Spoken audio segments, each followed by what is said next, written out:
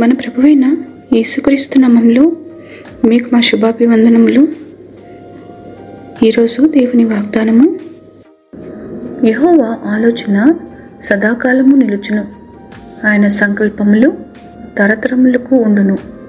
యెహోవా తమకు దేవుడుగా గల జనులు ధన్యులు, ఆయన తన స్వాస్థ్యముగా ఏర్పరచుకున్న జనులు ధన్యులు. కీర్తనలు 33:11-12 వచనాలు. The plans of the Lord stand firm forever, the purposes of his heart through all generations. Blessed is the nation whose God is the Lord, the people he chose for his inheritance. Psalm 33:11-12. ప్రార్థన.